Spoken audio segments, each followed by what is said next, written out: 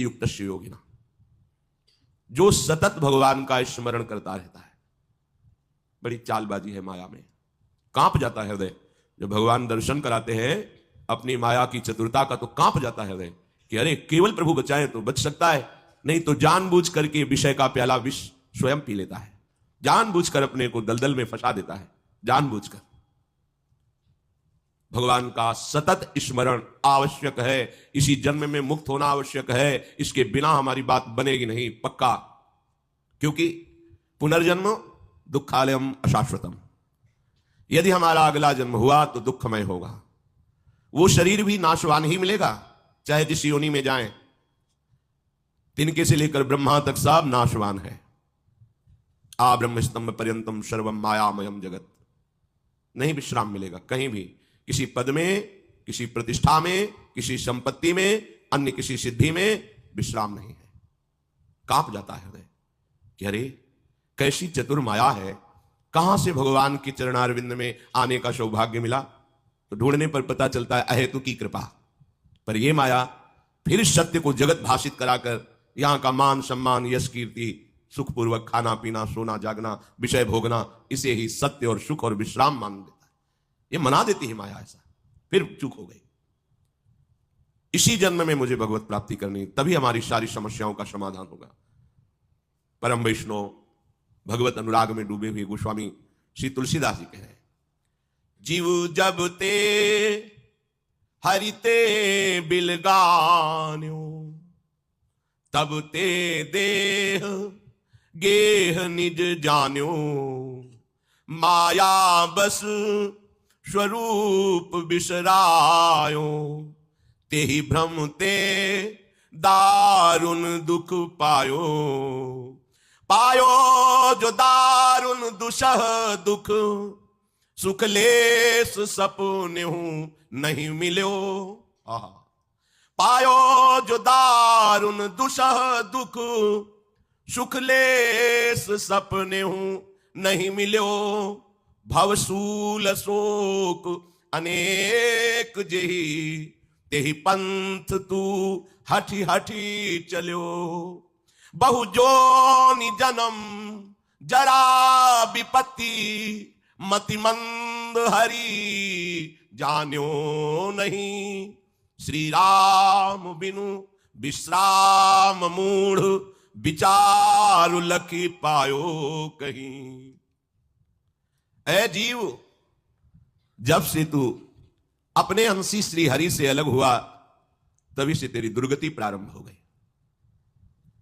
गंगा जी की धारा से जब बाढ़ आती है तो और भी धाराएं निकलती हैं।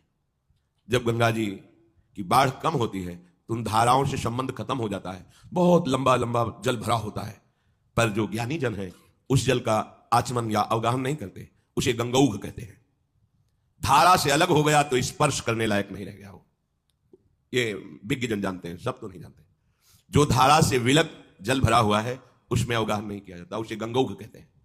ऐसे ही जो प्रभु से जीव विलग हो गया उसकी दुर्गति प्रारंभ हो गई। प्रभु से विलग होते ही उसे देह भाव की प्राप्ति हो गई। यह दुर्गति है। देह भाव को मानो भगवान के अंश को गाली दी जा रही, जब उसे कहा जाता है ना देहात्मदर्शी, देहाभिमानी, ये गाली दी जा रही मानो। जैसे किसी व्यक्ति रिक्शा चालक को रिक्शा कहकर, उसका सम्मान थोड़ी होता है, वो रिक्शा थोड़ी है, तुम्हारी सवारी थोड़ी है, पर वो खड़ा हो जाता है क्योंकि रिक्शे से तदात्म होने के कारण रिक्शा शब्द होते ही उधर देखता और खड़ा हो जाता है। ऐसे ही देह से तदात्म होने के कारण भगवत चिदानंद अंश आत्मस्वरूप अपने को भूल गया और देही, इस देह को ही अपना सर्वस्व मान लिया। माया के वश होकर के अपने स्वरूप को भुला दिया। बस इसी भ्रम से तेरा ये दुख परंपरा चल पड़ी। जन्म मरण दुख क्लेश अशांति, हाय हाय करते हुए जन्म के जन्म व्यतीत हो गए, कुछ हाथ नहीं लगा। न कोई संपत्ति आज तक हमारी हुई, न कोई व्यक्ति आज तक हमारा हुआ, न कोई सुख, और मन छलिया बार बालिनी भोगों में छल करके हमें फंसा रहा है। सुख तो कभी मिला ही नहीं, पूरे के पूरे जन्म हो गए। काकभूषण जी महाराज को बहुत जन्मों की स्मृति है।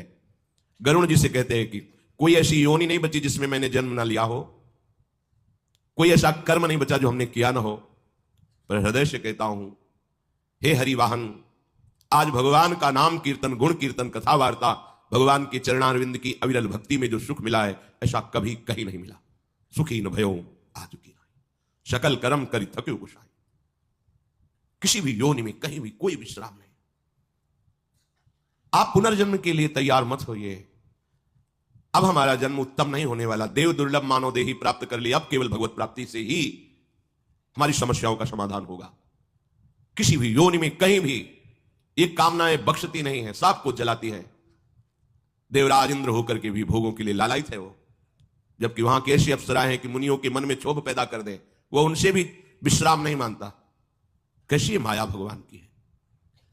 जिस मार्ग में केवल दुख ही दुख है, भगवान कह रहे दुखालयम, भैया इस मृत्यु लोक में केवल दुख सामग्री है, सुख सामग्री नहीं है। भगवान कह रहे हैं अशाश्वतम, जिससे भी अपनापन जोड़ोगे रोना पड़ेगा, चाहे वस्तु हो, व्यक्ति हो, स्थान हो, क्योंकि सब परिवर्तनशील नाशवान है। टिकाऊ यहां कुछ भी नहीं। नहीं समझ में आ रहा?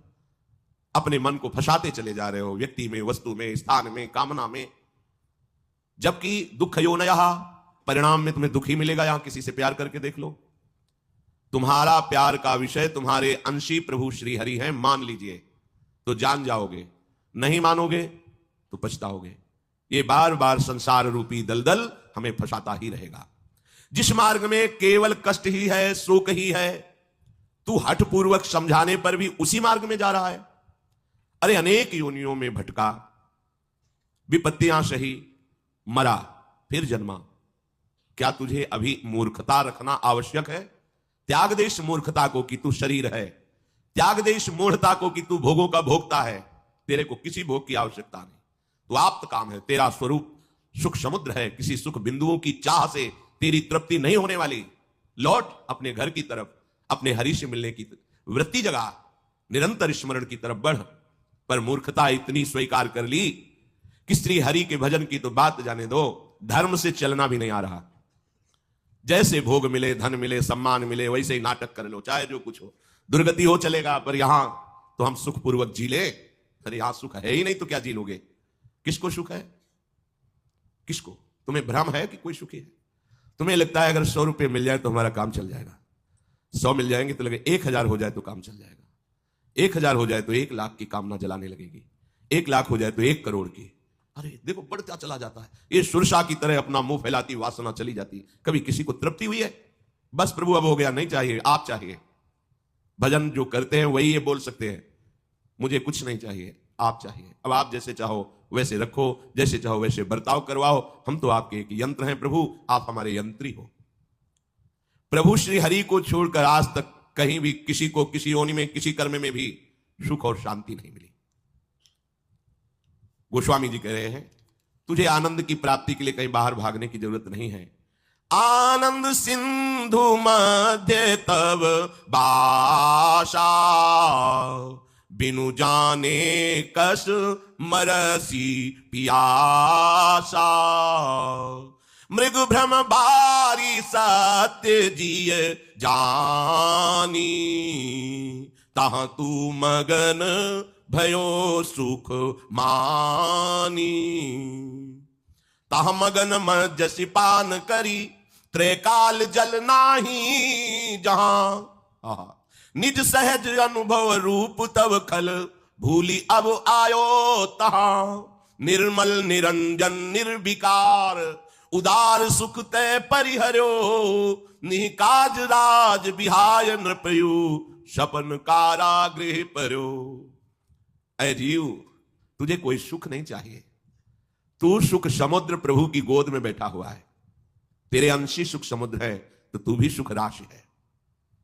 तेरा निवास ही आनंद समुद्र में है। आनंद सिंधु मध्य तव वासा, बिनु जाने कस मरस पियासा। तेरा वास ही आनंद समुद्र में है। हृदय विहारी भगवान तुम्हें गोद में लिए बैठे हैं। शरीर अभिमान के कारण तुम ये जान नहीं पा रहे हो। तू आनंद समुद्र में बैठा, अर्थात आनंद स्वरूप है। तू अपने स्वरूप को भूल करके सुख की प्यास बुझाने के लिए भोगों में भाग रहा है। पानी में मीन प्यासी मोहि सुन सुन आवे हांसी। आनंद समुद्र में पड़ा हुआ है और प्यास के लिए बाहर भाग रहा है। ये मूढ़ता है, इसे मूर्खता कहते हैं। विषय भोगी रूपी मृग जल से तेरी प्यास बुझ जाएगी क्या? वही मृग तृष्णा जो बालू में निर्मल जल का भ्रम करा देती है। तू बड़ा मगन हो रहा है, बढ़िया जल मिल गया, पीऊंगा प्यास बुझ जाएगी। मतलब जो चाहते थे वो भोग मिल गए, अब मैं तृप्त हो जाऊंगा, हाथ कुछ नहीं लगेगा, समय नष्ट हो जाएगा। मनुष्य जीवन जो भगवत प्राप्ति के लिए था, विषय भोगों की तृष्णा में फंसकर नष्ट हो जाएगा। जैसे मृग प्यासा बालू में पानी का भ्रम भागता है, आगे आगे पानी दिखाई देता है, कभी उसे प्यास बुझाने का अवसर नहीं मिलता। ऐसे ही हम आगे आगे सुख भोग देखते जाते हैं, उसमें सुख होगा, उसमें उसमें पूरा जीवन नष्ट कर देते हैं, हाथ कुछ नहीं लगता, केवल मन और मलिन हो जाता है। आगे की योनि निश्चित हो जाती, तुम्हें यहां जन्म होगा, पुनर्जन्म की व्यवस्था कर ली। तू विषय भोग रूपी मृग तृष्णा के जल से तीनों कालों में कभी भी प्यास नहीं बुझा पाएगा। कर ले तुझे जो कुछ करना है, कहीं तुझे विश्राम शांति सुख नहीं मिलेगी, पक्का। अरे दुष्ट, अरे खल, तू अब सुधर जा, अपने प्राण प्यारे प्रभु की तरफ मुड़, सन्मुख हो जा हरि के, अंतर वृत्ति धारण कर अपने स्वरूप की तरफ बढ़। तूने अपने विशुद्ध अविनाशी माया रहित विकार रहित स्वरूप को भूलकर विकारी नाशवान शरीर को अपना मान लिया। बड़ी महिमा की बात है। निर्मल निरंजन निर्विकार, ये हमारा स्वरूप है, ये किसी और का परिचय नहीं, हमारा परिचय अपने स्वरूप का है। माया रहित विकार रहित आनंद सिंधु, ये हमारा स्वरूप है, क्योंकि आनंद सिंधु का अंश भी आनंद सिंधु ही होता है। तू अपने स्वरूप को, अपने प्रभु को छोड़ करके कुछ भी कर ले, कभी सुखी नहीं हो सकता। कर ले, देख लो क्या हाथ लगाया अभी तक, इतने जन्म व्यतीत हो गए, चलो तुम्हें याद नहीं तो इस जन्म की याद कर लो, कितने पापाचरण करके सुख भोगने की इच्छा क्या पूर्ति हुई, क्या हाथ लगा, अशांति, मलिनता, विषाद, दुख। अब तो सावधान हो जाओ, जिस दिशा में तुम सुख खोज रहे हो वहां सुख नहीं है, अब तो सावधान। पर ये मूर्खता उधर ही बढ़ाए जा रही है, इसमें नहीं मिला तो इसमें मिलेगा, इस अवस्था में नहीं तो इस अवस्था में, इस पदवी में नहीं तो इस पद, बस भागता घूम रहा है। बड़ी विचित्र माया की गति है। जैसे कोई राजा स्वप्न में देखे कि मुझे कैद खाने में डाल दिया गया है, अब वो बहुत दुखी हो रहा है, जेल में न भोजन मिल रहा है न सम्मान मिल रहा है, केवल क्लेश ही क्लेश। बोलो क्या कैद है उसको? वो तो राज शैया पर पड़ा हुआ सो रहा है। क्या उसे कोई दुख है? नहीं। क्या उसे कोई दंड दे रहा है? कोई भूख प्यास से उसे युक्त कर रहा है? नहीं। क्या हुआ? बोले मन ने जाल रच दिया स्वप्न का, अब जब तक जगेगा नहीं तब तक वो जेल में ही रहेगा। देख लो, बढ़िया उदाहरण दिया है। और जेल ही जगा तो ना जेल थी, न जेलर था, न वहां का दंड था, न वहां का कोई दुख था, जगा तो राजशैया पर। ऐसे ही है आनंद सिंधु, तेरा निर्विकार स्वरूप है, तू मोह निद्रा में सो करके स्वप्न देख रहा है, मैं स्त्री, मैं पुरुष, मेरे बच्चे, मेरा परिवार, मेरा सुख, मेरा संपत्ति। अब जब तक जगेगा नहीं तब तक तुझे भोगना पड़ेगा। ऐसी गाढ़ नींद है कि अब कोई जगा दे तो, इसलिए बलिहारी गुरु चरणों की वो जगा देते हैं। वो मोह निद्रा से उठ, कब तक सोता रहेगा? ये जन्म सोने के लिए नहीं, भगवत प्राप्ति के लिए। मोह निशा सब शोभन निहारा, देखें स्वप्न अनेक प्रकारा। ये अनेक प्रकार के स्वप्न है। जहां प्राणवायु रुकी तो तुम्हारी पदवी, तुम्हारी विद्वता, तुम्हारी पढ़ाई लिखाई, तुम्हारी कमाई, तुम्हारे संबंधी सब स्वप्न की तरह न था, न है, न रहेगा। तीनों काल में न था, न है, न रहेगा। फिर हंसा अकेला उड़ा, बस वो मलिन कर्मों को साथ लेकर के। दुनिया में लाखों का मेला जुड़ा, हंसा जब जब उड़ा तो अकेला उड़ा। होश में हो जाओ। मोहवश अपने संकल्प से तू इस जगत रूपी कारागार में फंस रहा है।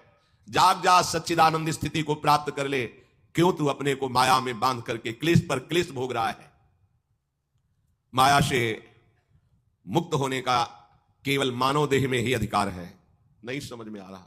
ये जो आप कर रहे हो, अपने लोग भोग रहे हैं, ये पशु पक्षी बहुत अच्छी तरह से भोग रहे हैं। 2-4 बच्चे के मां बाप हो गए, 20-20 बच्चे एक बार में पैदा होते हैं। सुअरिया मां के, कुतिया मां के, 10-10, 15-15, 20-20। जैसे आप बहुत सुकोमल शैया पर शयन करते हैं, ऐसे वो कीचड़ में लौट कर सूकर उस सुख का अनुभव करता है। ये कोई सुख नहीं है। तुम रसमलाई पाके जैसे आनंदित हो, ऐसे वो बिष्ठा पाके आनंदित होता है। तुम्हें जितना अपने बच्चे से प्यार, उसको भी। तुम्हें जितना अपना शरीर पे, उसको। तो अंतर क्या रहा मानव देह और सूकर योनि में? वो भजन करके सच्चिदानंद स्वरूप में स्थित नहीं हो सकता, और आप हो सकते हो, बस इतना ही फर्क है। अगर ये फर्क तुमने नहीं समझा तो फिर तिनते खर सूकर स्वान भले। क्यों? क्योंकि वो अपने पापों को भोग कर ऊपर उठ रहे हैं और आप पाप कर्म करके नीचे की तरफ जा रहे हैं, पतित हो रहे हैं। रघुपति भगति सुलभ सुख कारी, श्रोत्रय ताप शोक भय हारी। नारी, बिनु सतसंग भगति नहीं होई, ते तब मिले द्रवै जब सोई। जब द्रवहि दीन दयालु राघो, साधु संगति पाइए, जेहि दरस परस समागमादिक, पाप राशि नसाइए। जिनके मिले दुख सुख समान, आहा, अमानतादिक गुण भये, मद मोह लोभ विषाद क्रोध, सुबोध ते सहजहि गए। ये तुम्हारे तीनों तापों का नाश करने के लिए भगवान ने व्यवस्था कर दी है। क्या? भक्ति पंथ तुम्हें दे दिया है। ये बहुत बड़ी कृपा हुई। तुम कहीं नहीं हो इसमें। इस भक्ति मार्ग में कदम रखने के अधिकारी प्रभु की कृपा से तुम बने हो। तुम्हारे कोई ऐसे साधन भजन पुण्यात्मा तुम नहीं रहे। जब हम सुअर कुत्ता कीट पतंग रहे तो कौन सी साधना की? संसार चक्र को रोककर बीच से हमें प्रभु ने कृपा करके नरदेही दी, कृपा करके हमें साधु समागम दिया। गोस्वामी जी कह रहे हैं, तीनों तापों का नाश करने में समर्थ, दैहिक दैविक भौतिक, शोकों को, भय को, विषाद को नष्ट करने में समर्थ श्री हरि की भक्ति है। किंतु यह हरि भक्ति बिना सत्संग के शुद्ध किसी को प्राप्त नहीं हो सकती। शुद्ध हरि भक्ति उसी के हृदय में जागृत होती है जिसे सत्संग की प्राप्ति होती है। और संत संग तभी मिलता है जब श्री हरि अत्यंत कृपा करते, अत्यंत कृपा। जब वही दीन दयालु राघो साधु संगति, जब प्रभु बहुत प्रसन्न होते हैं तब वो साधु समागम दे देते हैं। ये दुर्लभ बात है। सुत दारा धन लक्ष्मी पापियों के घर होए, संत समागम हरि कथा तुलसी दुर्लभ दोए। सत्संग, संत की सानिध्य की प्राप्ति, ये केवल जिस पर हरि कृपा करते हैं, विशुद्ध कृपा उसे देते हैं। यहां कदम नहीं रख सकते आप। अगर आप आए हैं तो हरि ने आपको कृपा करके दिया है ये सौभाग्य।